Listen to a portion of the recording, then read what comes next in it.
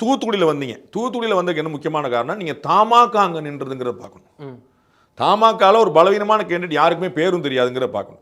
அந்த இடத்துல அதிமுக நின்றிருந்தாலோ, அந்த இடத்துல தாமரை சின்னம் நின்றிருந்தாலோ இப்படி வந்திருக்காதுங்க நீங்க பார்க்கணும். அப்ப என்ன அதிமுகவே 15 தான், தமிழ்நாடு காங்கிரஸ் 12%. அதான் சொல்றேன், நீங்க வந்து ரெண்டா பிரிஞ்சதுங்கிற நீங்க பார்க்கணும். ரெண்டா பிரிஞ்ச அதிமுக பாஜக ரெண்டா தனியா வந்துருச்சு.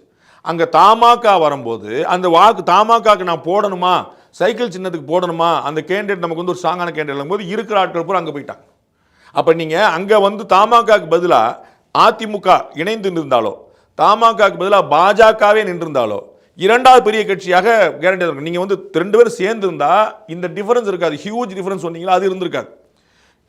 பாஜக தாமரை சின்னத்தில் இருந்தா கடுமையா போட்டி போட்டுப்பாங்க, அங்கேயும் ஏடிஎம்கே பின்னாடி வந்திருக்கலாம். ஸோ சிறுபான்மை மக்களுடைய வாக்கு ரெண்டா பழக்கும் போது பெரும்பான்மை இந்த வாக்கு ஒரு இடத்துக்கு போன நிர்பந்தம் ஏற்படுது.